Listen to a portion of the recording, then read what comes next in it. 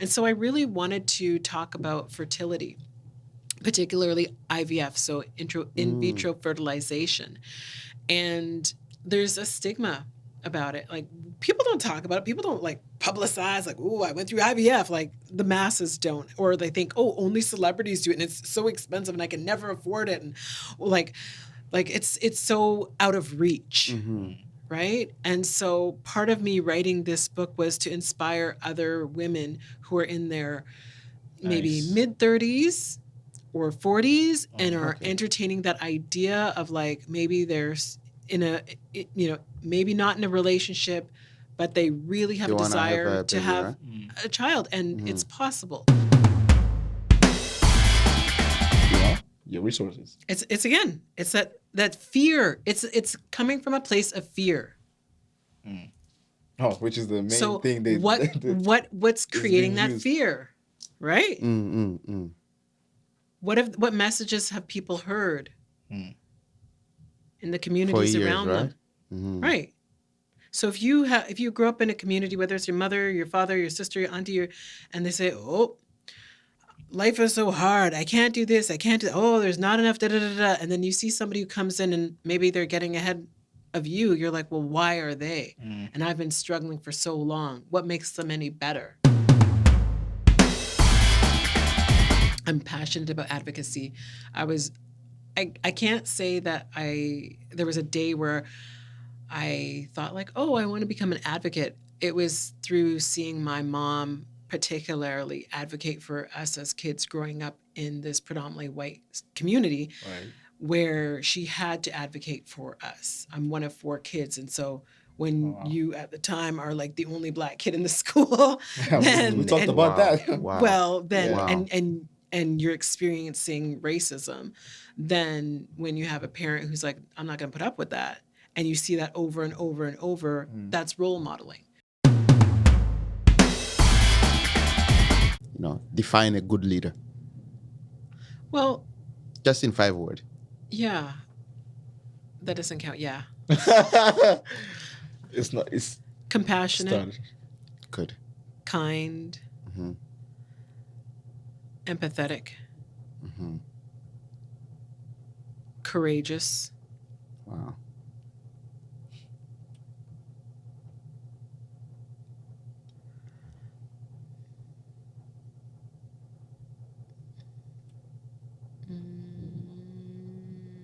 Heart-centered. Why did they bring Africans to the North Americas and Europe and all over if they're so lazy? Why? Why? Why did they do that? We're the most hardworking people out there. We built like so many countries. Wow.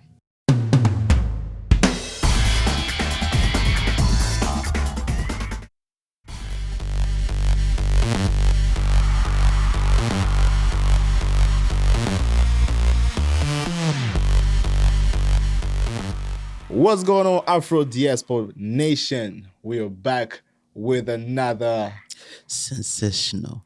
Let's go. You said it pretty good this time too. I like it. You improve it slowly, eh? It's going there. When I tell you guys it's a sensational show, it is gonna be a sensational episode. Today, last week we talked about the community, how we're gonna impact that a little bit. And we promised you guys some episodes somewhere around we'll be talking about dive into a community. But today we have a guest that will direct us through that. She's done a lot in her career. She has a lot of stuff, a lot in her bag, but we're going to discuss it. But before that, you know the drill, guys. We will head to the hot list of the week. The hot list. Major. Yo, BK. Tell me what's up, man. I'm just going to talk about the song of the week, which is Focus. That's the song of the week, Focus by Baraka. And check it out. And then we have the artist of the week, who's Frank Divine. Yes. He has a concert on May 11th. Next month, right? Next month, yeah. Next week. May. Is it next week? Or? Well, it's in a few days. Whatever it is, But again. May 11th.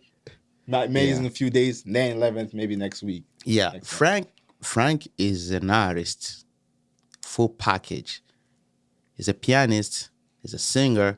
He's a leader. He has a team. He's not gonna come in front of you just singing himself. He's gonna come with a big choir. These guys can dance. They know how to See, put you up didn't a tell me show. about that part right there. Oh I man, didn't know they can get the dancing going on. bro, I've been in churches where these people perform. So that I So think we need to create a room somewhere in here. that day we're gonna announce that the address very soon. But that day is gonna go different from whatever you've done so far. You've heard so far in Surrey. So welcome again to come and watch the show. Um, I think that's it for tonight. Except that I have a song coming out tonight. So, It will be out by the yeah, time this that's it. episode airs. You'll be out available. So make sure Yep. you guys check it out. What's the song called? Waiting for you, I'm waiting for it. Jesus. And also, people, we don't want to forget about this book. We talk about this. She was on the show. She was really amazing. Yeah. I'm pretty much sure what you heard that day will become more clear today because it's kind of like similar stuff. Heal on Your Term is still on the road. Go on Amazon and everywhere and buy this book. This is really amazing by Razi, Bamik Bade, Bamik Bade, which is beautiful. So yeah, I think that's what we have for tonight. Awesome. Yeah, That's I'm just getting ready, BK.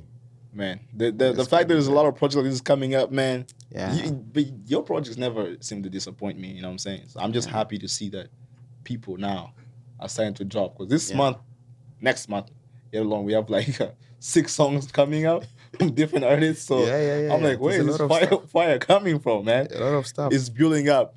So shout out to all the artists, putting the thing out there. Keep going, keep working through it. We got you guys here. And if you have not yet subscribed to this channel, go ahead and click on the button right now. Subscribe to it. You, the person who's listening to right now, subscribe to it. Also follow OC Music on Instagram where you can get all the updates on Afro Diaspora Podcast. Yep. So all the clips and all the information will be shared out there. And if you want to be part of Afro Diaspora Podcast, hit up OC Music, DM the page, and then you'll be booked and you can share your leadership out here. Yeah. Speaking of leaders, with over 15 years of experience and being a leader, coaching in community building experience, tonight we bring you SHELLEY, and be ready to be not right here, the leader herself. SHELLEY, talk to us. First of all, we want to just give you a moment where you can introduce yourself fully so people can know what's coming, because I read the bio, everything you had out there, amazing. I was telling the team right away that it just took me out of the shot, So talk to us. Welcome to the show, first of all. We're absolutely blessed to have you here. Well, thank you for inviting me to be here. I'm excited to be here and to be a part of this exciting venture that you all are doing. And the community building is really, I think it's not only impactful and important, but it's something that's needed in our community. So thank you for doing the great work that you're doing. Thank you. Thank you so much. So a little bit about me. I'll start off with my family. So I was born and raised here in the Greater Vancouver area, specifically in Richmond, BC, and the colonial name is Richmond, and I grew up in Surrey, and then moved to Abbotsford, and then a few other places. But my family's originally from Trinidad and Tobago, so I have Caribbean background. Oftentimes when I introduce myself, I like to acknowledge my ancestors, because without them, I wouldn't be here. I wouldn't be doing the work that I do. And so when I think about who my ancestors are, I have ancestors that were stolen from Africa and brought over to Trinidad due to colonization. We know that. And then I have other ancestors who came to Trinidad via working as indentured laborers, so they came in search of a better life. So it's very mixed up. And then we also have some of the indigenous folks of the Caribbean known as there's the Arawaks and the Caribs, or the Tainos and the Calalingos. And so our family also, on my mom's side, the indigenous people of the Calalingos are part of our heritage as well.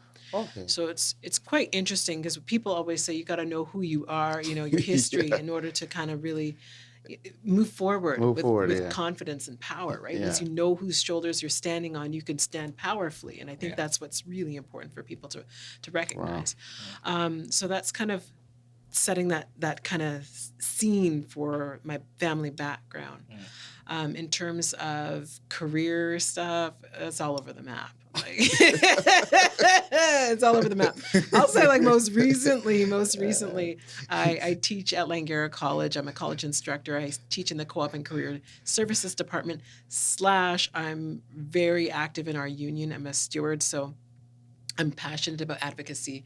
I can't say that there was a day where I thought, like, oh, I want to become an advocate. It was through seeing my mom particularly advocate for us as kids growing up in this predominantly white community, Right. where she had to advocate for us. I'm one of 4 kids, and so when you at the time are like the only black kid in the school, then we talked and, about that. Wow. well, then Wow. and you're experiencing racism, then when you have a parent who's like, I'm not going to put up with that, and you see that over and over and over, that's role modeling. And so I can't help it but just be the person I am, who, when I see injustice, I speak up. That's beautiful. So I'm going to just kind of, well, before I pause there, I'll also say that I am an inclusive leadership coach. So Yes. when there are leaders who say, you know what, equity, diversity, and inclusion is really important to me, I want to move my organization forward, I want to become a more inclusive organization, talk to me. Because it can be Wow. very lonely, right?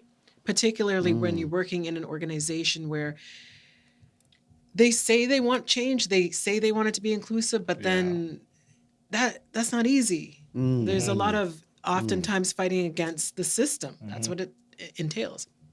So that's an aspect of me. I'm a mother to a toddler who's full of energy and exciting. I'm an author to a book here, You Only Need One Good Egg, Manifesting a Miracle. And I'm a community builder. Like, that's who I am. I love to see our community thrive. Amazing. When I say our, I mean Black, I mean people from the African diaspora. I mean, that's my priority, because that's part of who I am, part of my identity first. Yep.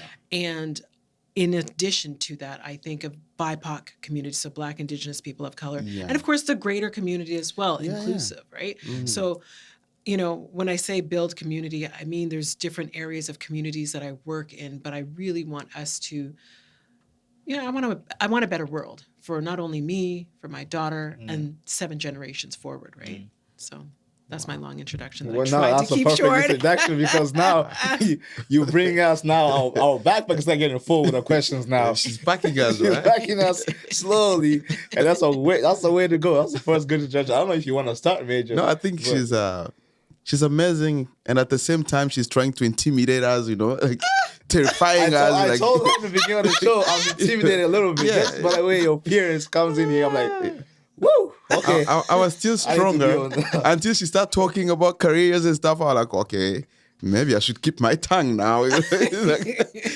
you might be saying something foolish right now. But I promise my people, it's about to go down. Yes, yes. We're going to thrive into that knowledge. And we're going to find out, where did this knowledge come from? Absolutely. How does it help the community? All these questions that you think you have, I got them too. I'm going to ask them for you. And it's interesting because we were just discussing about the community and how things are missing in some communities that we discuss here. But that's what leads me now to my first question. I don't know if it's the right time to ask you right away that question, but like, I feel, in your opinion, in the Black community, let's just say, what do you think it's missing as for now? Unity. Unity towards the We house. are often in these silos. So this community is there, that community is there, this community is there, and we're all hustling and doing our thing independently, and we're exhausted. It's exhausting, Wow. right? Wow. So when we can come together and work collectively, what happens? We're stronger. We're united. We need more of that. But then how do we do that? Because again, when we That think, was going to be the question, yeah. okay, but like that is the question, because Yeah. we think about what colonization has done to us, right? How it's impacted our minds to that mentality of like crabs in a barrel, like how dare I let that person get ahead. We think of this system of hierarchy.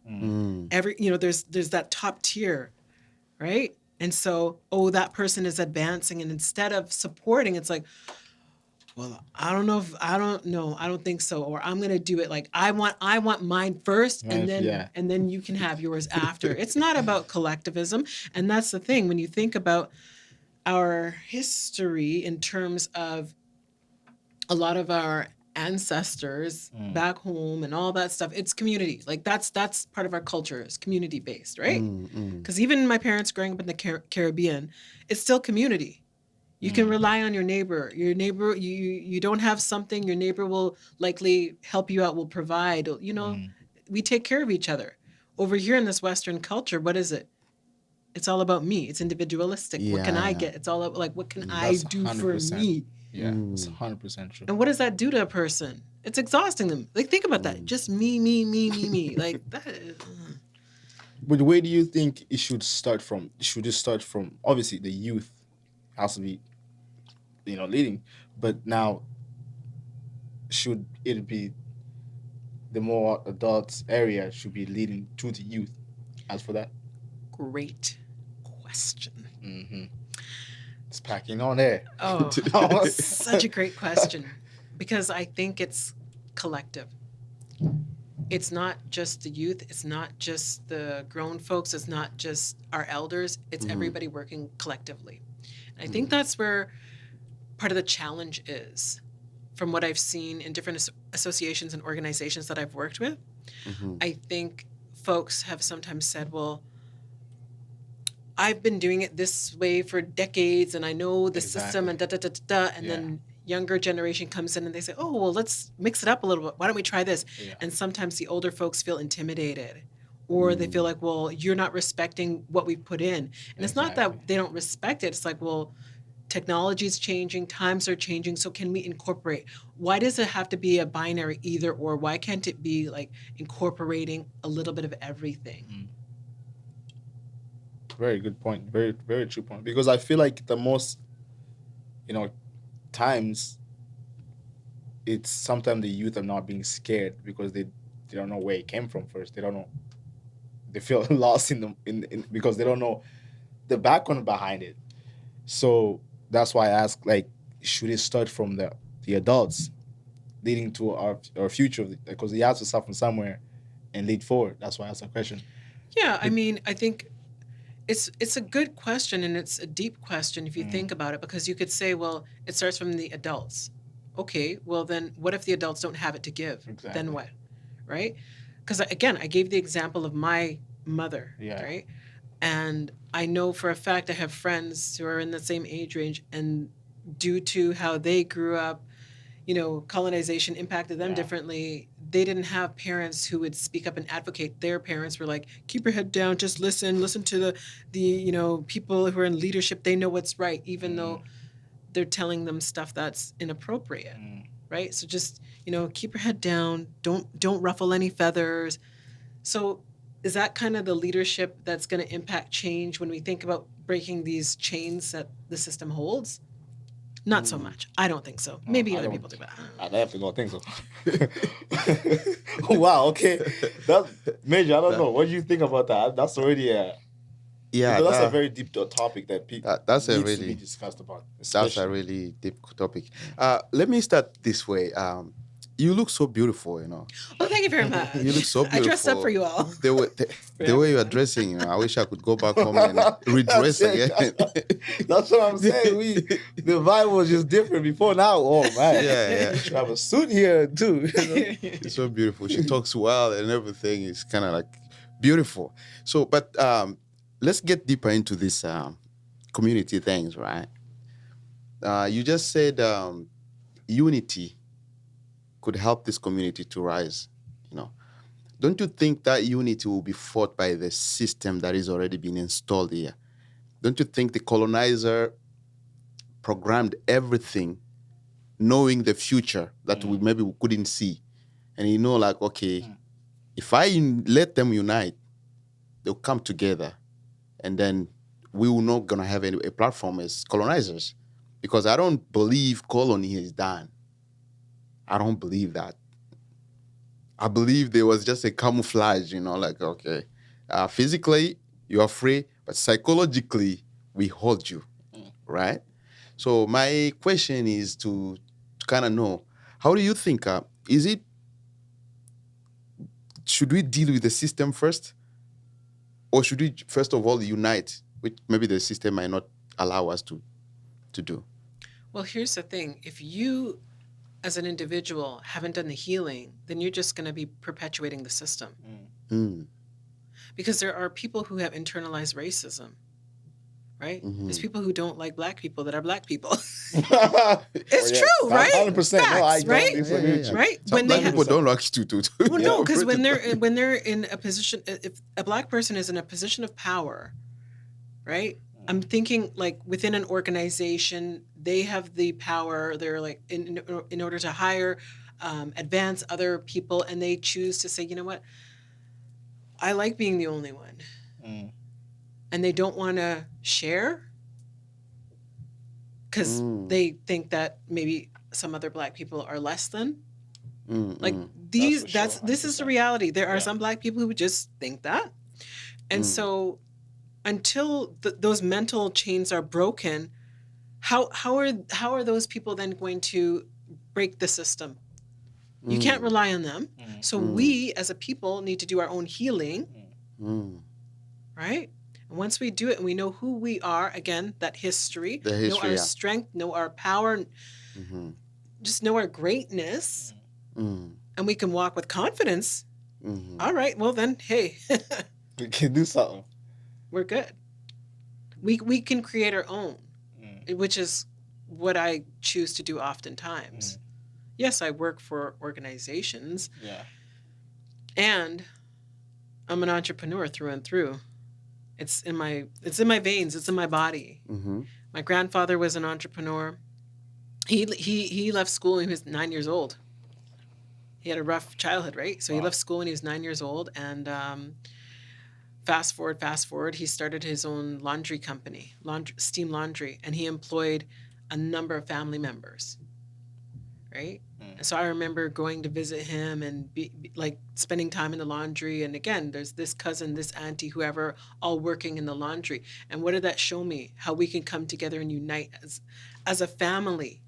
And all these people are employed because of this man who left school at 9 years old, but knew how to hustle. Yeah. Wow. Right? So education, opens doors, but it's not everything. And I think that's a message that, as an educator, that's a message that I think is important to teach the next generation. Exactly. Because I think sometimes in our cultures, particularly people coming where their parents immigrated to North America, they want their kids to be a doctor or a lawyer, la la la, right? Engineer. Oh, there's big names, yeah. Right, and it's like, okay, yeah, like get that big money. Here's the thing, though. Often in those professions, you're relying on somebody else to hire you. You're at the mercy of other people. Yeah. And so I remember having this conversation with a cousin of mine in Trinidad, and I said to him, I'm glad that my parents showed me the value of education. I think I would like, that's great. I love that they did. And my next step for my daughter is education and entrepreneurship. Own that business, because then you're employing others. That's what I'm saying. And you are then in control of, your life and how you want to spend your time. If you want to work 60 hours a week, go for it. If you want to work 10 hours a week, go for it, because this is your business, right? So you get the education, you get the training, la, la, la, that's great. Yeah. So you have those skills so that your business can be successful. I don't care what kind of business you have, but you have to have a side business, okay? You have to have a side hustle. Plus, it's great for the tax write-offs. Wow. Shelley, That's so true, though. What you say that there? What time? I agree with that. And that's the thing. You know how many friends I'm like, yo, yeah, like you gotta register your business. You gotta, Oh, man. the taxes. It's like, Yeah. but that's how people man. get ahead. Like other people get ahead Mm, because they have their businesses and they know what to write off. All the things you're writing off. That's the truth. Facts. Here, let me bring you again back, right? Let me bring you Trying back not to again. react. Whenever you are with Africans, Yeah. when we deal with each other, Uh, when things go wrong, there's one thing you hear every time. Man, I wish I didn't work with these black guys. Oh my God, look at what happened. We never blame ourselves, but again, that's what they say too when they leave the deal. It's like we are here. If something bad happens, that black woman. So could that make somebody think like, okay, maybe there is something missing? You must take a sip to answer this. Maybe there's something missing. And now, maybe that's what's causing that lack of unity. Do you think black people are just lazy, especially men, No. are just lazy? Yeah. No. Okay. I can't stress no. Okay. So they are not lazy, right? Number one. Hell no. Okay. Okay. Listen, if we're gonna go there, Yeah. why are black people lazy? Why in the hell why did they bring Africans to the North Americas and Europe and all over if they're so lazy? Why? Why? Why did they do that? We're the most hardworking people out there. We built Yeah. So many countries. Yeah. Wow.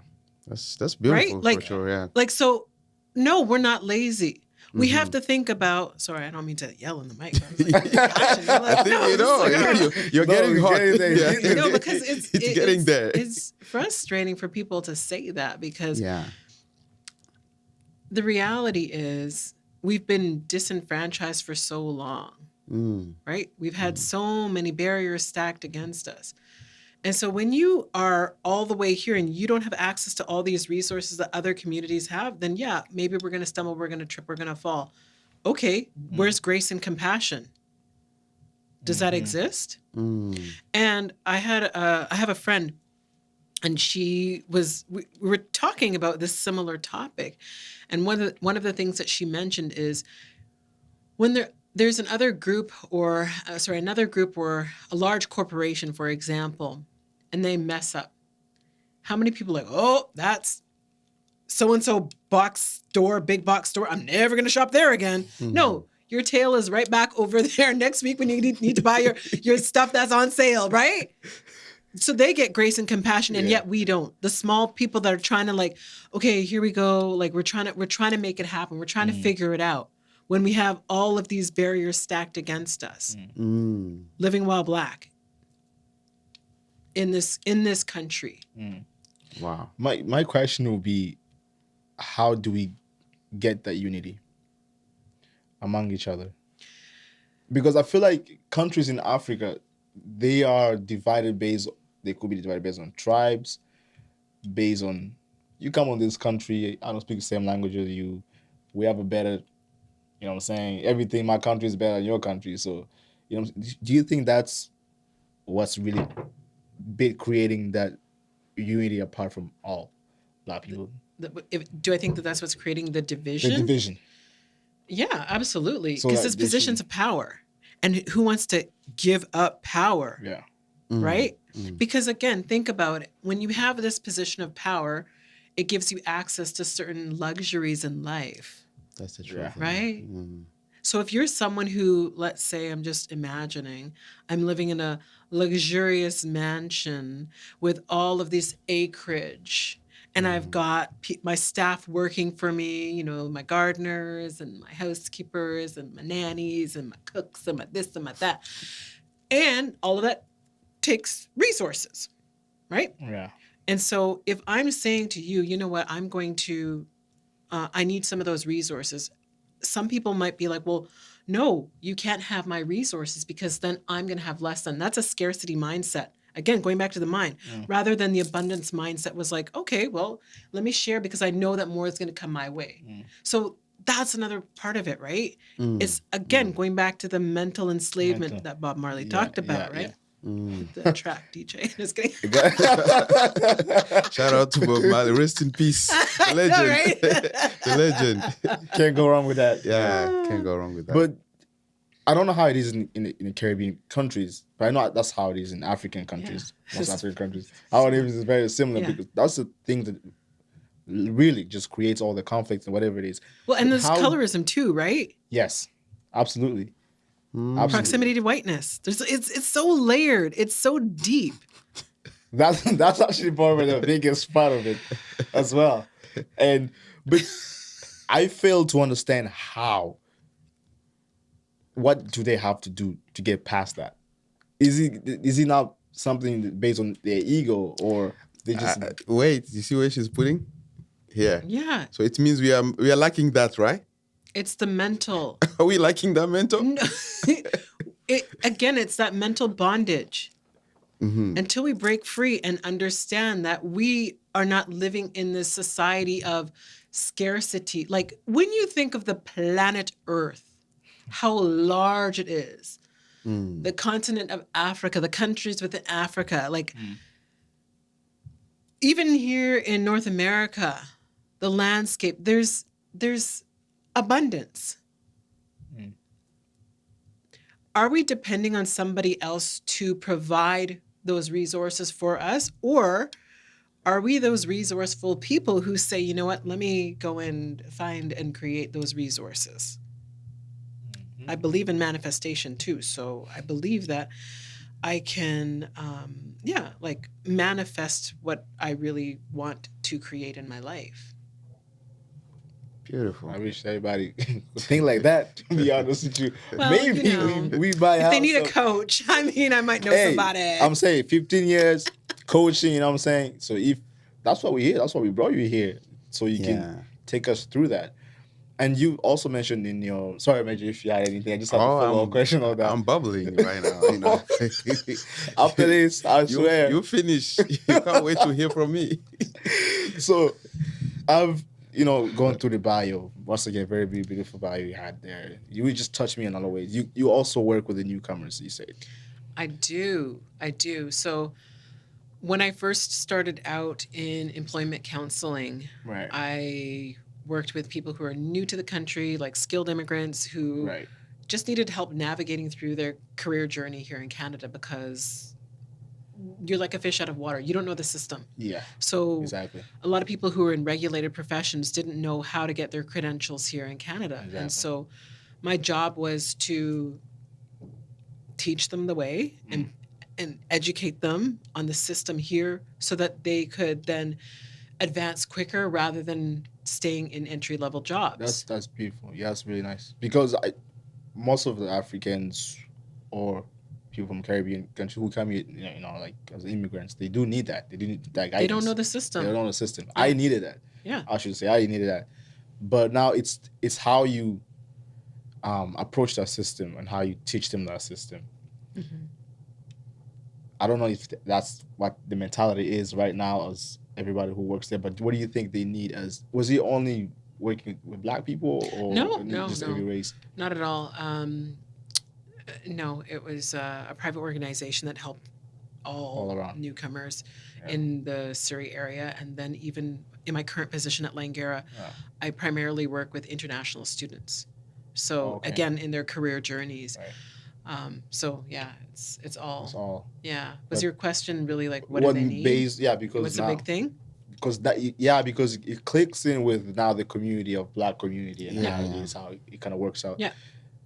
Is there a certain way to approach those newcomers to get them knowing what to expect and what to, even the racism could be a factor in that because I know I dealt with that too. Canada has racism in here? I don't know. You gotta ask the people. Let's ask Jerry. Just joking. Just joking. We all know it does.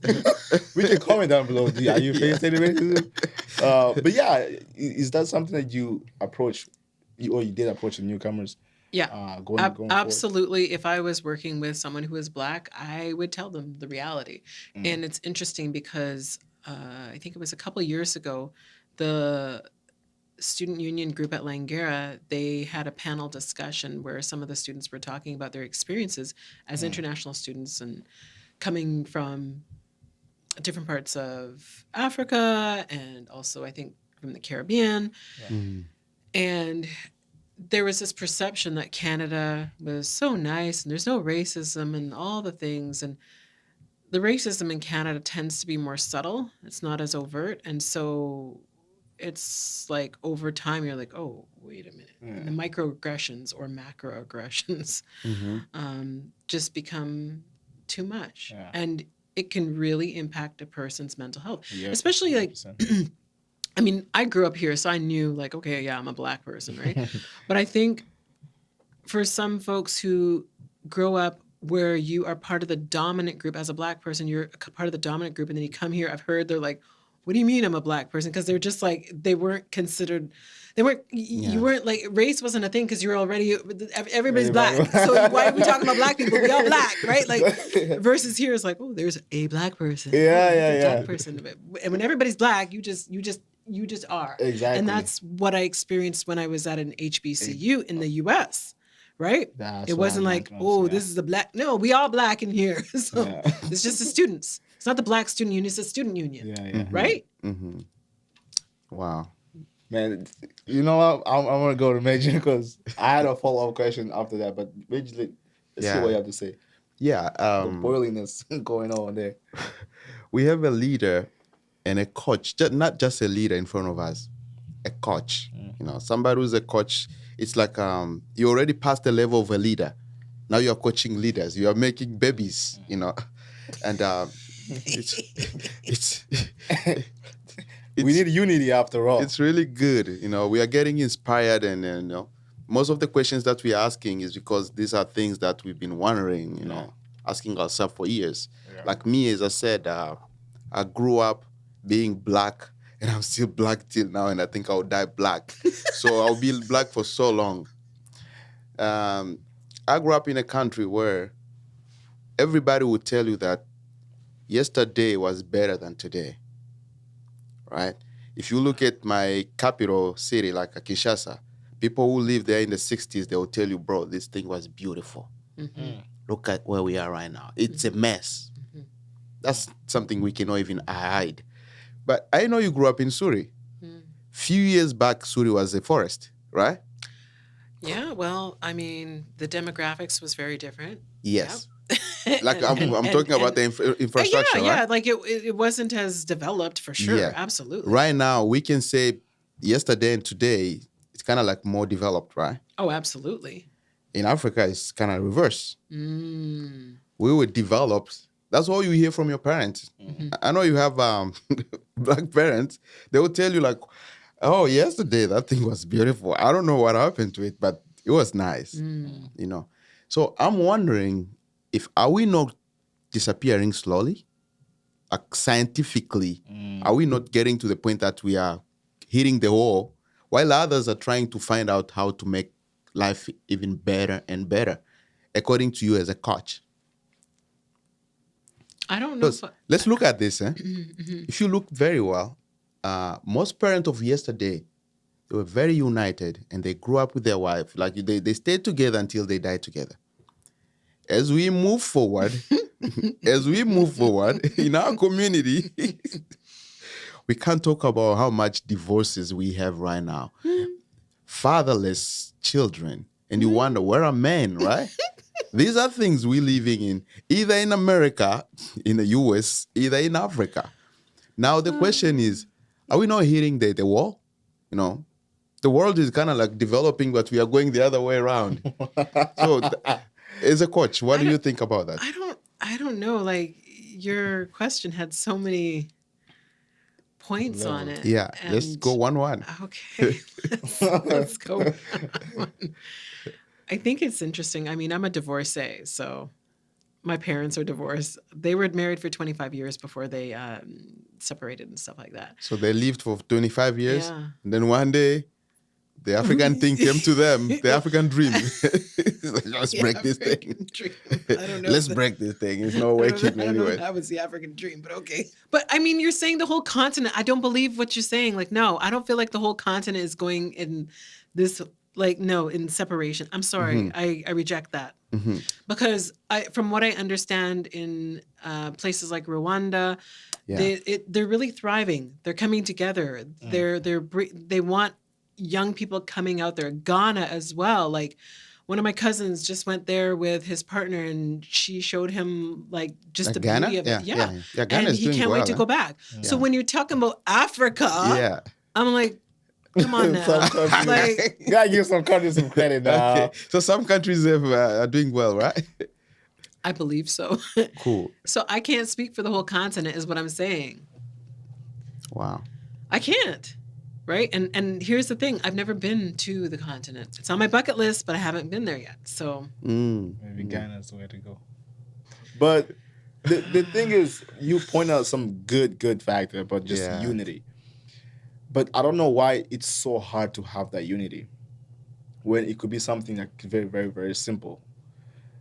But if you have any way, give me a prime example of where, sorry to cut you off, but I'm just curious if you can give me a prime example of where you've seen the division so impactful in your own particular life. I don't want the, philosophical, la, la, la, la. Tell me in your life about some division that you want to know, like maybe possibly what's behind that. Well, it's just based on experience. Moving from Congo, because I left Congo and I was probably like, let's say 8 or so, maybe 7. I left and I moved to a country just nearby, Uganda, and just that experience of, as soon as you're there, you're completely treated as a different person, even though you have the same skin, you look the same, you live the same, but for some reason it's just they see you. They just don't feel like you fit in. They don't like you automatically. I don't know why, but they just don't. Because you're a foreigner. So that's to them. To them. Yeah. To that's the people. division. To the people that you engaged with, perhaps. Probably. I wouldn't say everybody is like that, particularly, but I would say the majority of people that they were there, the Congolese, they know exactly. They've gone through the same thing. Where it's like, oh, look at this Swahili's here, because that's who we are. We're Swahilian people. Say, oh, look at some Swahili here. Can you just go back to your own country and stuff like that? It's like it doesn't make any sense because we're all there as Africans, one continent. Yeah.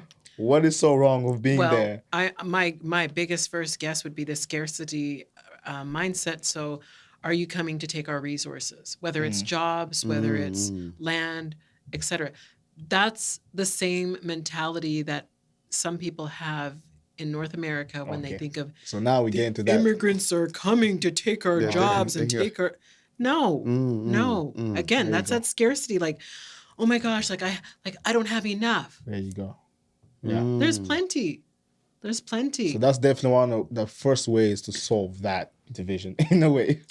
But how? That's the problem. But she just said it, basically just said right there. But not thinking we're coming there to take, your resources. It's again, it's that fear. It's coming from a place of fear. Oh, which is the main thing. What's creating that fear, right? What messages have people heard in the communities around them? Right. So if you grew up in a community, whether it's your mother, your father, your sister, your auntie, and they say, "Oh, life is so hard. I can't do this. I can't do. Oh, there's not enough." Da da da da. And then you see somebody who comes in and maybe they're getting ahead of you. You're like, "Well, why are they?" And I've been struggling for so long. What makes them any better? Right? Instead of focusing on like, what can I do to improve my situation? You're focusing on the other person. Where are you spending your energy? I had this conversation with my mom earlier today when she was speaking about something and she was feeling a bit frustrated about it. And I said, well, is that thing that you're engaging in, is it bringing you joy? Well, it used to, but I said, well, is right now we're talking about, is it bringing you joy? Says you only have so much time on this earth.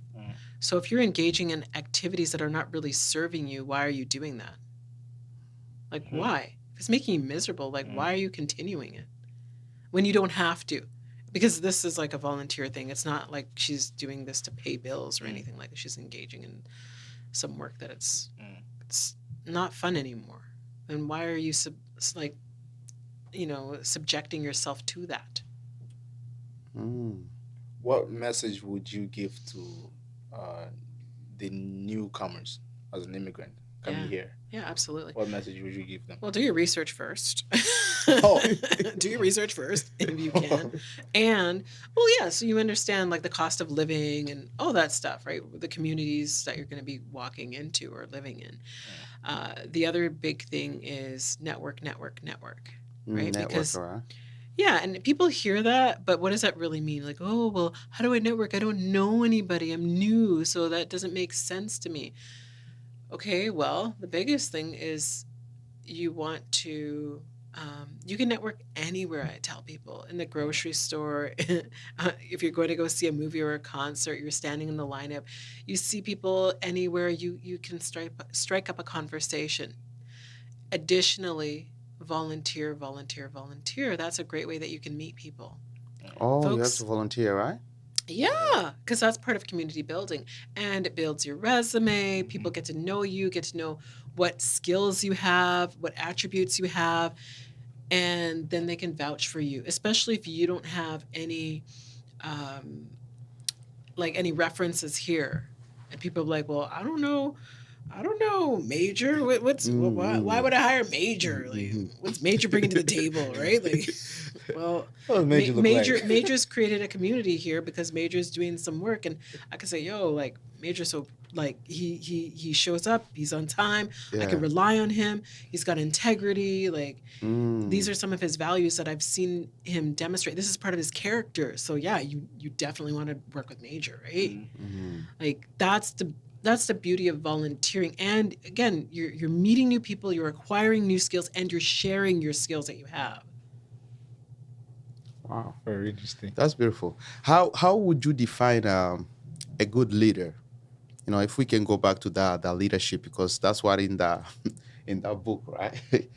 How would you, in 5 words, how would you describe describe a leader? Like define a good leader.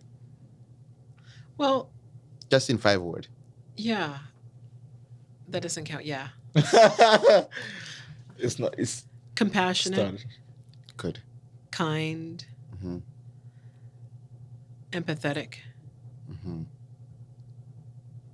Courageous. Wow.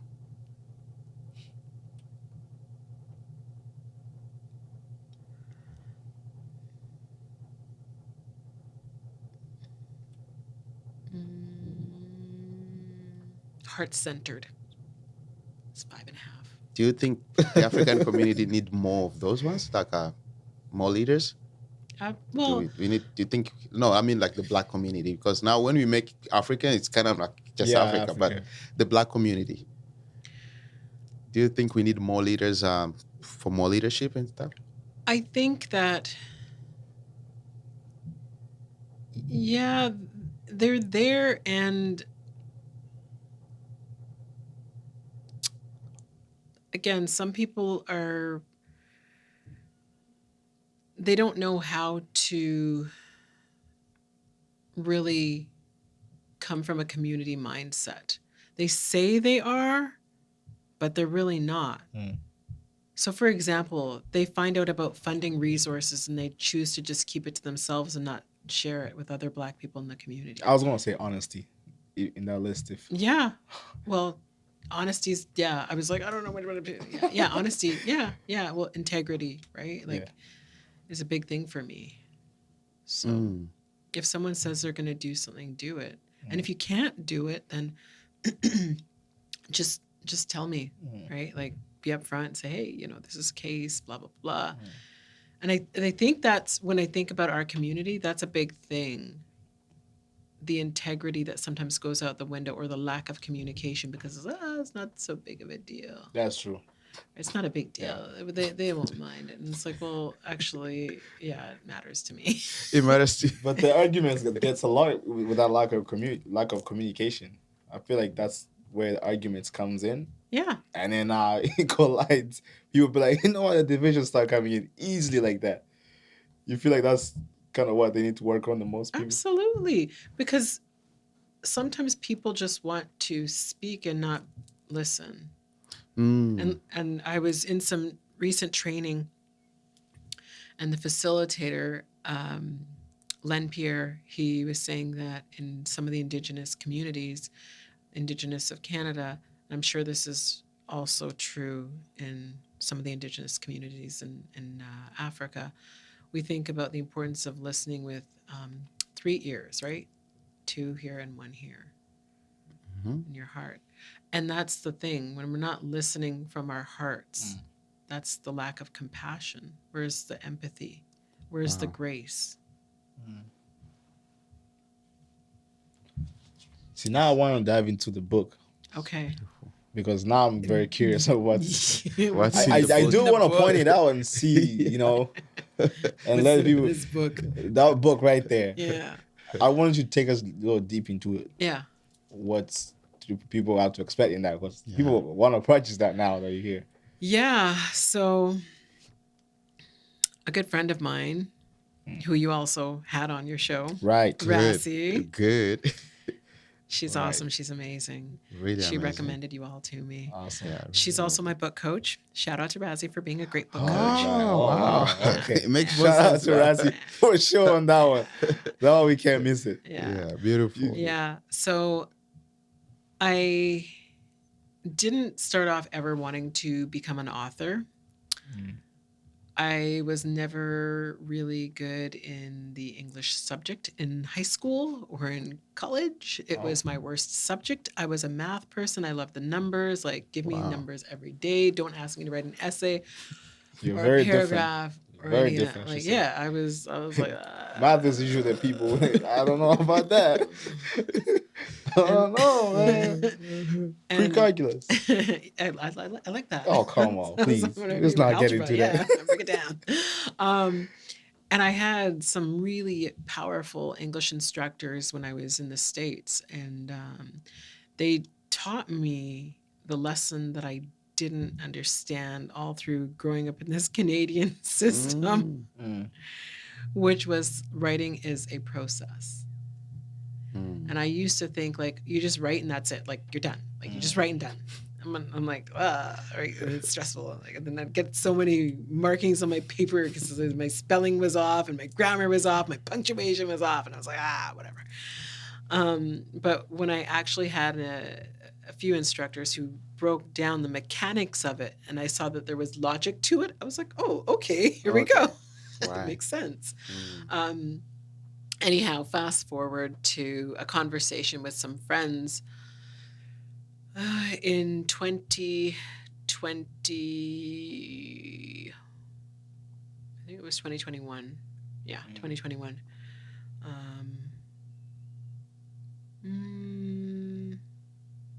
Yeah. 2022. 2022. Doing the math. I know. I was like, Math is happening where right was I in this part of my life? When the hands start swinging, you know that's some algebra right there. Right. It's 2022, right? Cool. I was having some conversation with some friends. I had just finished listening to Gabrielle Union's audiobook, her second one. Oh, yeah. And I was like, wow, like she had some great insights. It was on women's health, like parts of it. And I was like, whoa, I didn't know this stuff. Like, this is interesting. Like, how come women aren't talking about this? And particularly Black women. And I was like, Yeah. So after listening to that audiobook, I was chatting with a girlfriend about it. And I was like, maybe we should write a book with our perspectives on Black women's different aspects of our health. And it would be a Canadian, a perspective rather than this American perspective. And so that was kind of the initial thought. Fast forward to life happened for a number of us because it was going to be 4 of us working together to do that. And in the end, it ended up just being, myself and another friend who pursued doing our individual books. Yeah. And so my book that I wrote is about my journey to motherhood. Mm. It's called, again, You Only Need One Good Egg, Manifesting a Miracle. Wow. And I wrote it because I wanted my daughter to have a better understanding when she gets older. I wanted her to understand more of my journey to choosing to have her. I'm a solo parent. Wow. And Shout out to you for that. oh, yeah. 100%. Wow. Right? Yeah. We always talk about that Wow, here. that's beautiful. Yeah. And I talk about the fact that I was married, I'm divorced, and after the marriage broke down, I still wanted to have a family. And you know, you could say, well, okay, yeah, you find somebody, okay, yeah, but that didn't happen. Time was running out for me. My biological clock, it's ticking, and this is one of the things that too many women don't talk about. Like, again, you have this idea oftentimes for women, like, oh, you go to school, get a good education, get married, Yeah. have a family, and la la la la la la. Well, But time that's- is in there, right? time is in there. For women, And time is calculated. Finding the partner, the right partner for Yes. you Yeah, is yeah, in yeah, there. yeah. And then, for some women also, it's their reproductive health system that can be a factor, right? So it's Yeah. not as cut and dry as everyone makes it seem in Hollywood or in some people's lives. It's easy, and for others it isn't. And so I really wanted to talk about fertility, particularly IVF, so in vitro fertilization. And there's a stigma about it. Like, people don't talk about it. People don't like publicize, like, oh, I went through IVF. Like, the masses don't. Or they think, oh, only celebrities do it and it's so expensive and I can never afford it. And like it's so out of reach. Right? And so part of me writing this book was to inspire other women who are in their maybe Nice. mid 30s or 40s and are Okay. entertaining that idea of, like, maybe there's maybe not in a relationship, but they really have They a wanna have desire a to baby, have right? a child, and it's possible. Like, you don't have to wait for Prince Charming. He may come along, and if he does, great. Yeah. Right? But if he doesn't, and you're like, this is something that I'm really passionate about, or it doesn't even have to be Prince Charming. I'm not, people have different lifestyles, right? Like, facts, right? Right? Because there's 100%. there's like the same sex couples who are also going to go through it, or there's people who, maybe they had, fibroids or whatever, right? And they're having Yeah. difficulty To conceiving, conceive, yeah. or maybe they do have a male partner and he has low sperm count, whatever it is, right? There's Yeah. so many factors that people don't talk about. And I'm Yes. not a medical doctor any means. You just have experience. I just have experience of going through IVF and Yeah. going through that journey during a pandemic. Yeah. Um, Oh, so wow. you During the pandemic. Oh, we all have. Yeah. we all were falling into that. So during the pandemic. yeah. That's well, okay. We know how that was. Yeah. That was hard. Yeah. It was beautiful. good in a way. It was though, good because there was not much to do, right? Exactly. Tell You're just me. staying at home and isolating anyways. Might as well have a baby. Yeah. Yes, for those who don't know about this, because maybe that's a big term, do you mean this when they talk about you go somewhere, they put an egg in you and then you conceive, or? Yeah, so there's different processes, right? Yeah.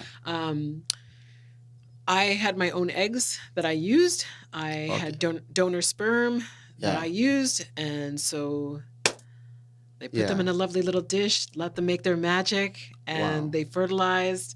They transferred the egg back into me when it was fertilized, the embryo, and they actually transferred two, and only one ended up being viable, and now I have my daughter. Wow. So Was this pre or post marriage? post. That was post or after you already divorced. Okay. Yeah. Mm-hmm. Yeah. Wow. Mm-hmm. That's Good. I wanted to ask you, as obviously as time, you talk about time is running.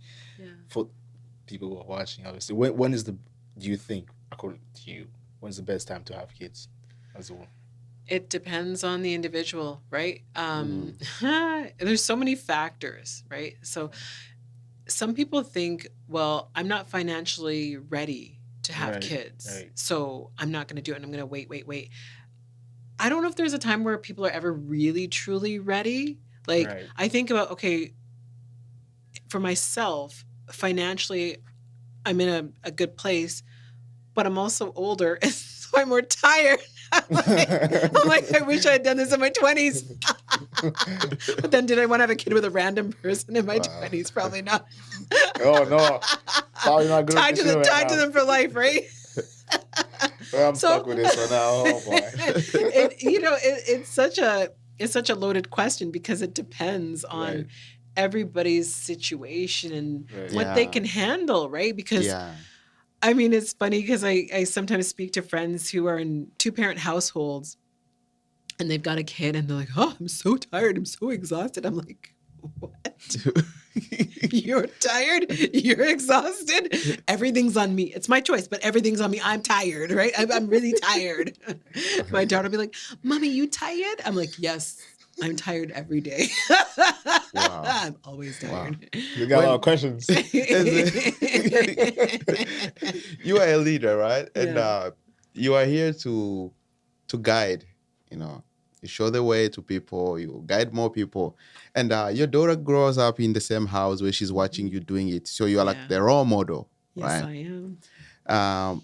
What happened to you when, with curiosity, you know, children, you know, they pay more attention to people. And Yeah. now you are receiving people in your house. You are Yeah. training here and there. You're doing Yeah. conferences. Yeah.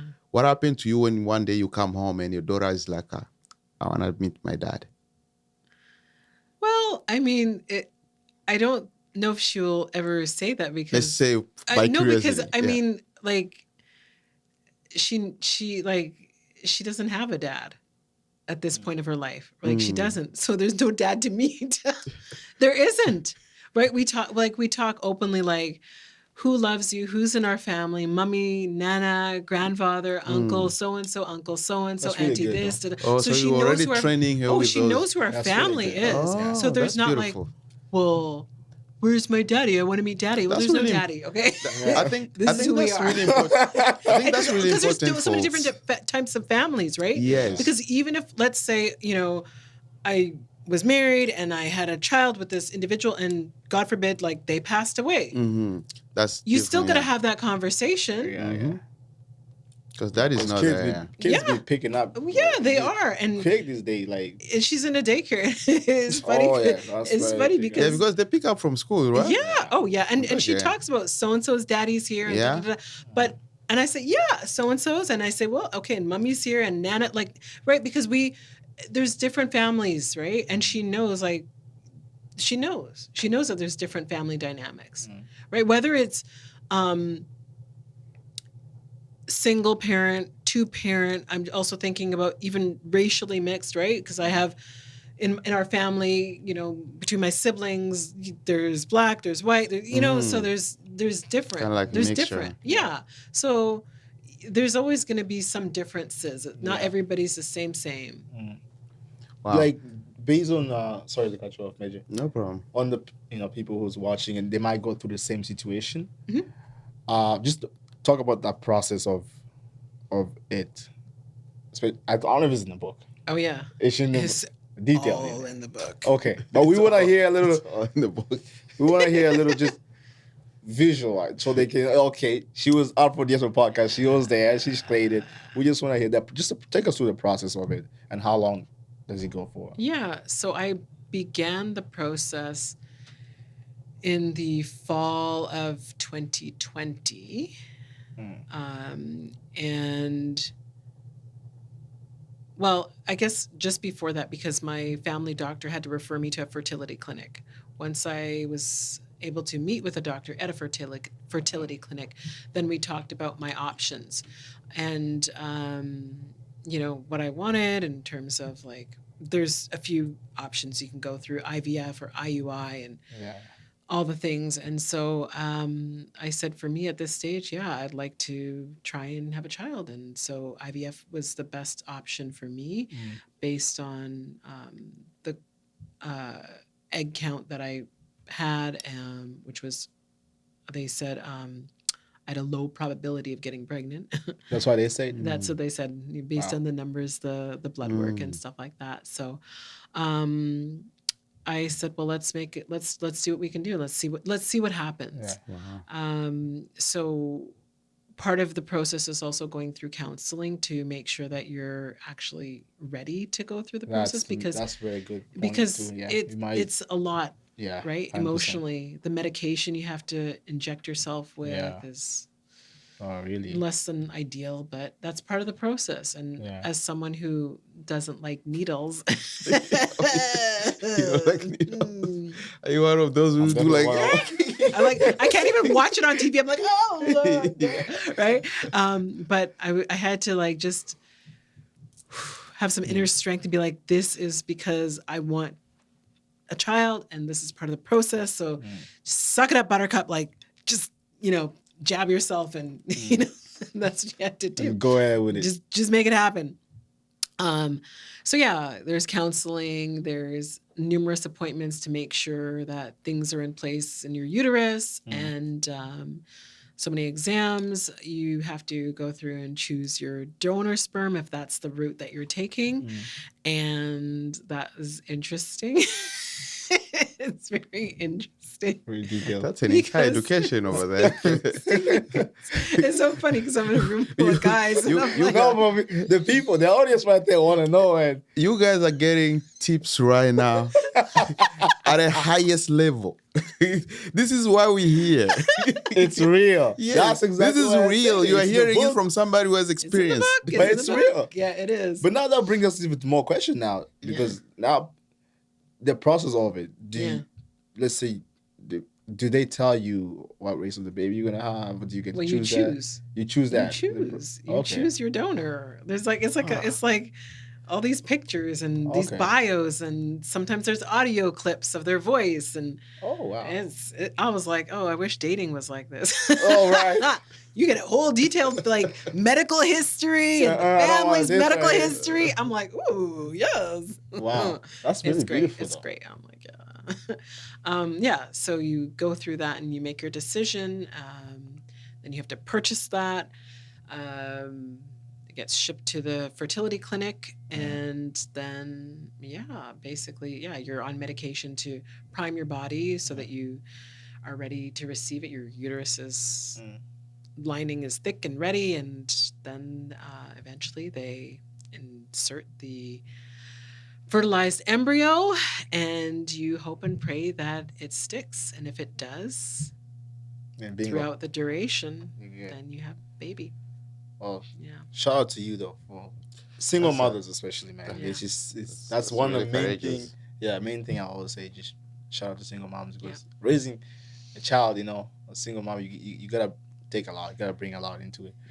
Yeah. So that's one of the main thing. And if we will give you obviously the chance to tell them where to get the book and everything where it is there, but all the things is in that book. So all the juicy tidbits in this page turning book. Everything is in there.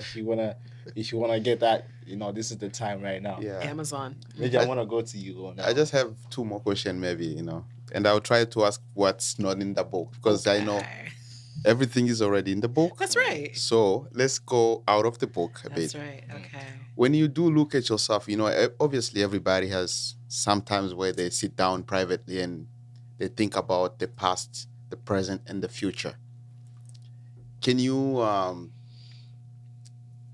at your personal experience, can you outline anything that you feel like, I felt that one for sure, and I wish I could change that one, to be better than whoever I am now, either being a mother, a leader, a school, or anything? Do you think there's any failure that you've ever encountered that you feel like, this one, I wish I could take a different road?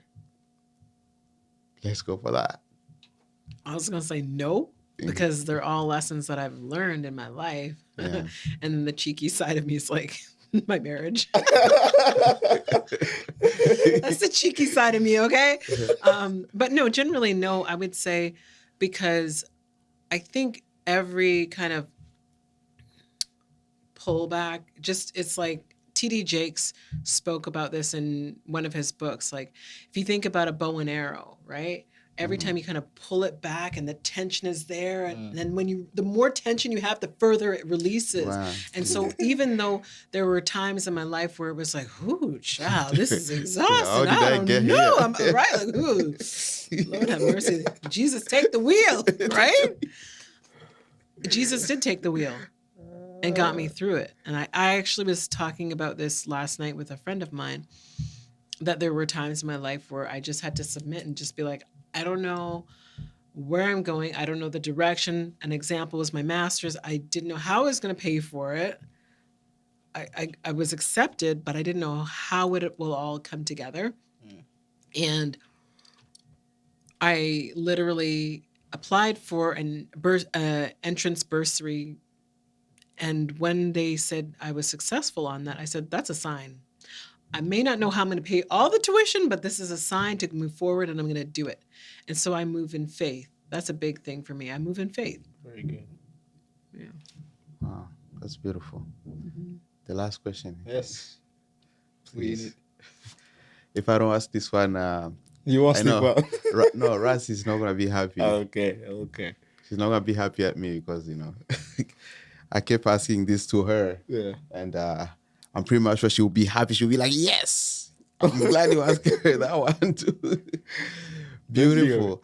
Yeah, we spoke about unity, that could be a key that could trigger like a development and, going forward as a community and everything.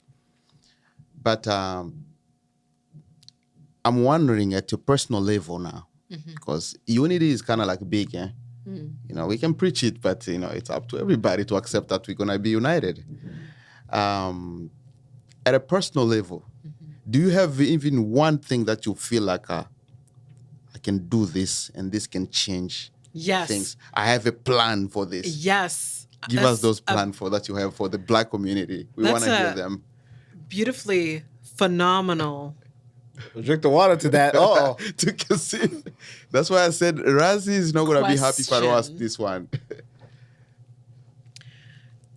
This past weekend, I hosted my 3rd annual Phenomenal Black Women Networking and Social event. It started in 2022 when my daughter was 13 months old. She was sick, and I was still breastfeeding her, and there was a lot going on, and we had it downtown. And my vision for it was, how can I bring together 50 phenomenal Black women so that they can be celebrated and held up and in community and in joy. And that was my vision a few years ago. And this past weekend, I had my 3rd one, and it was larger than the first one and the second one. Lovely. And the energy was just outstanding. People were vibing. They were dressed in traditional attire, some of them. And I bring in elements of culture. So we had a performer who is from, where is she from? Rwanda. And she opened with dancing, and we had African drumming to bring in our ancestors because we need to ground ourselves. Yeah. Right? And then, it's really about casual networking at the beginning. And then we opened with bringing our ancestors. We had a panel. The theme was health, all aspects of health. So we talked about, we had a keynote speaker, did a great job. And then we talked about financial health, physical health, mental health, community health. Wow. We were supposed to have medical health, but unfortunately our doctor that we had on the panel had to deliver some babies, emergency. Right. So she wasn't able to make it because she was bringing life into the world, literally. Wow. And it was just so beautiful because as I spoke to the folks in the room,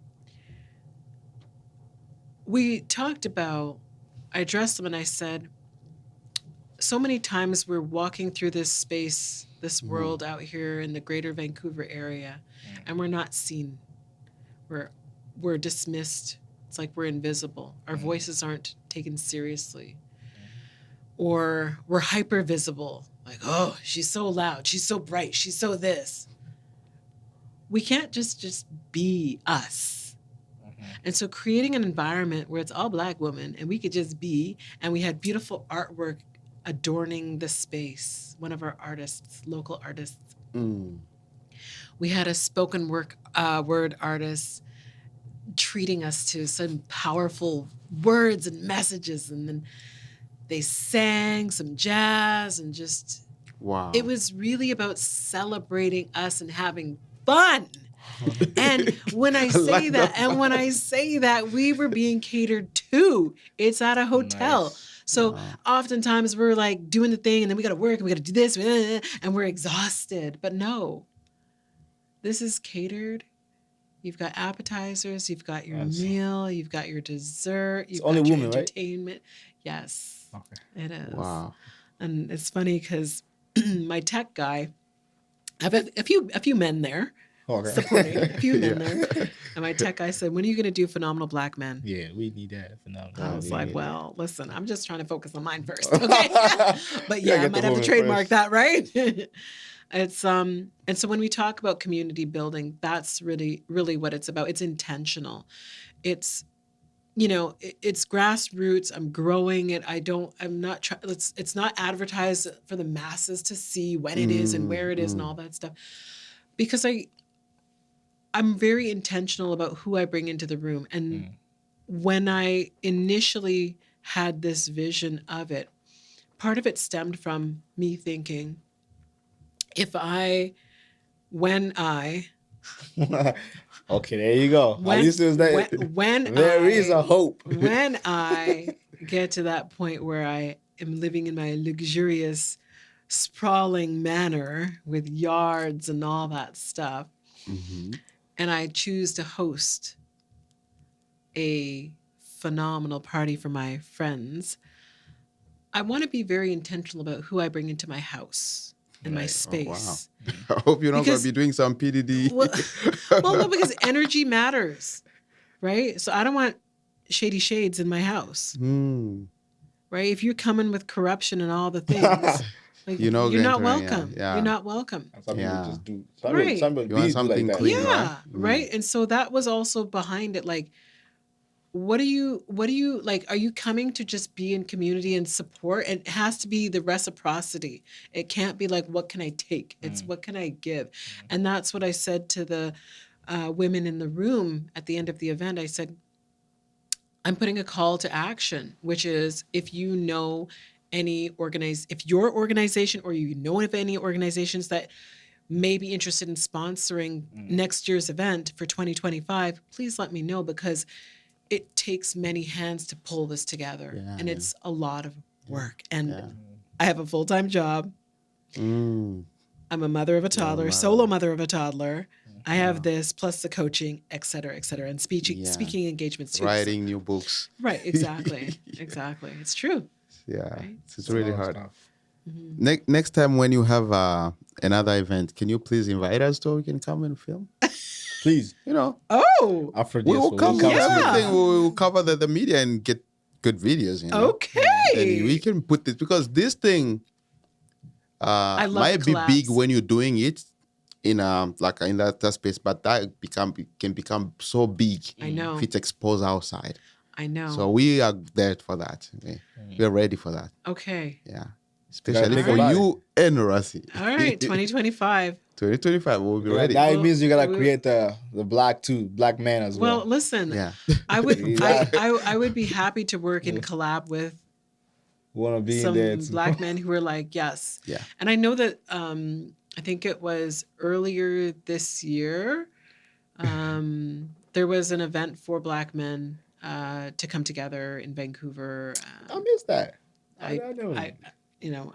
My siblings, my brothers talked about it. I don't think they went, but they talked about it. I was like, that's great, right? So there is some stuff being done for men, but that's good, because I feel like that will also create, that's a start of creating unity. Absolutely.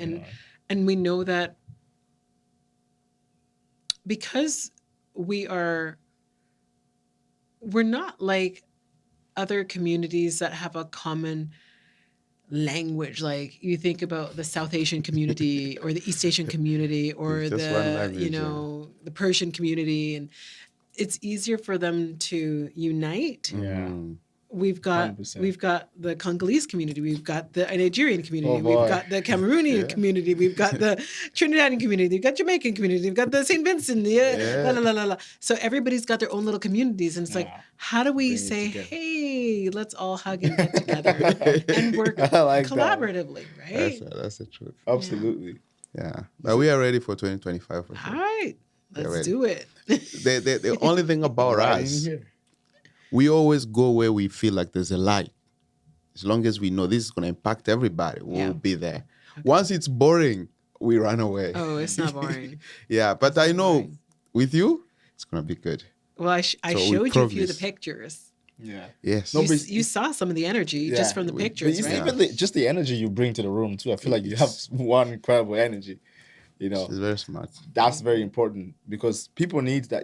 People need to be feeling welcome. That's right. You know, and feel That's like, what we want. oh, I really belong here. Yeah. This is my place to be, Yeah. and that's why we give you such a props, your flowers for sure.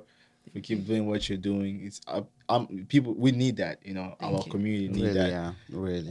More now than ever, because Yeah. things are changing, like you said. This generation is changing slowly, and we need to try to attack it as fast as we can, so we can all go in one direction.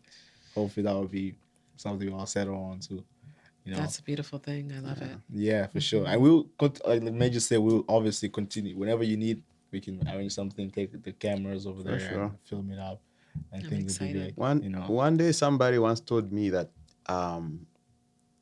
he has a feeling that the next leadership of Africa will be taken by women. Well, amen to that. Yeah, that's Woman king in the house, right? Somebody once you told me hit Shelly in that, the like, heart right there. because we tried with men, and we know where we got. It's fine. It's okay. But I think, No shade. we know what we got. It's fine. yeah, it's fine.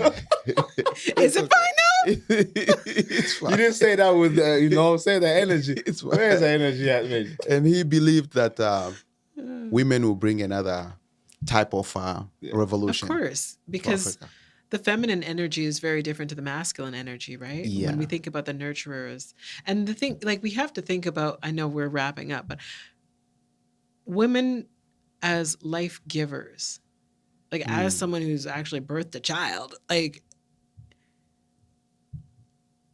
if you're truly like healthy, you want humanity to survive. Yes. When you give life, like, it's such a beautiful experience. Ooh, It's so powerful. powerful. It is so powerful. And so when you think about what God has allowed you, to bring into the world, why would you want to kill off other people? That's the truth. Like just as I'm wrapping up here, I had this conversation with somebody recently, and it's like, I think some people forget when they look at grown people that they were once infants. Infants. I'm not even going to say kids, because toddlers can be exhausting. But they were once helpless infants. Wow. And Man. no matter what deep. their relationship is with their parents,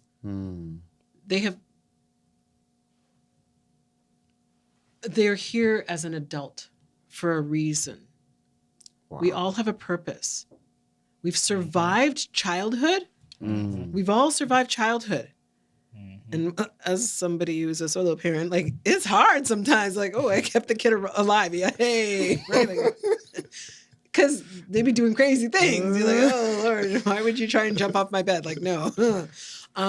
So like, we've all made it thus far, right? Which is huge. So now, coming this far into adulthood, what are you going to do?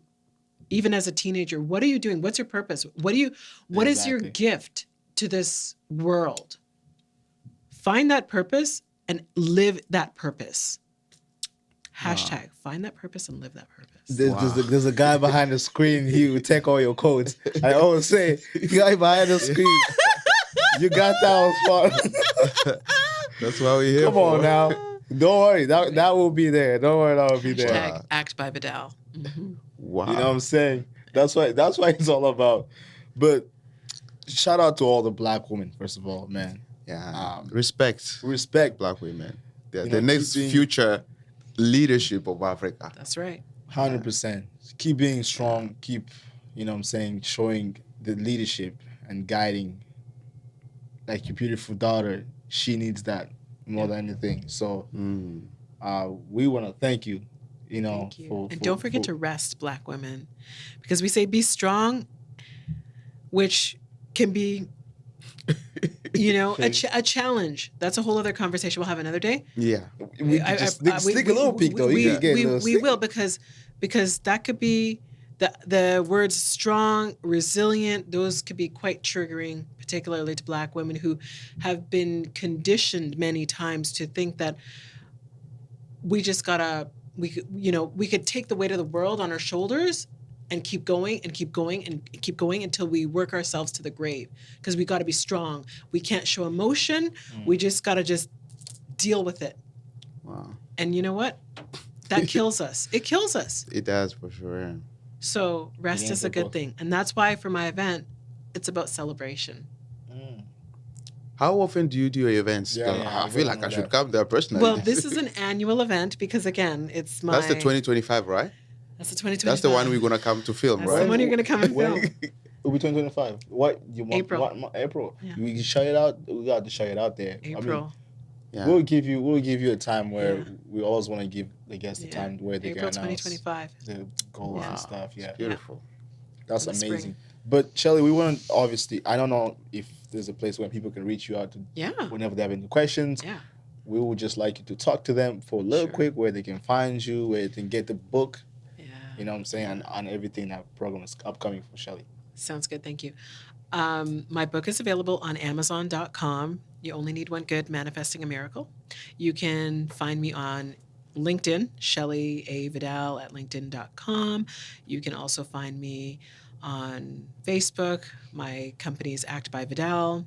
So I'm on Facebook, LinkedIn, and Instagram, Act by Vidal.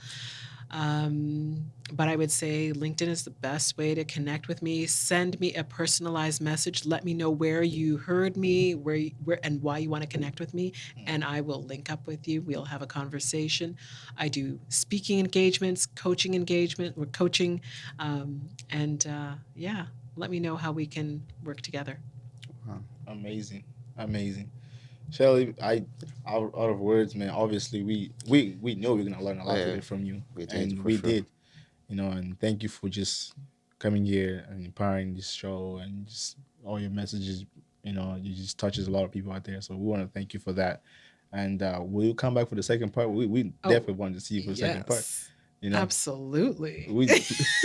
I think that's exactly book. You book. Ocean Music, you gotta have a book. It's on set because we do need that. Yeah. But we are wrapping up, man. So this is absolutely one of the best episodes we've had in a minute now. And we took a little time off because we needed something to come back and get the fire up here. So thank you so much, Shelley, for coming out here. On my right side, we got Major.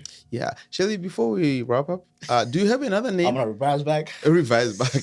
Do you have another name? Like, it's just Shelley or? Shelley Ann Vidal. Shelley Ann Vidal. Thank you. That's all I wanted to. My company is Act by Vidal, which stands for Affirming Community Together. Affirming Community Together. Wow. Shelley Ann Vidal. Vidal is, what language is that? Is it? Well, it's English, but the background. So my grandfather, sounds the one like Creole.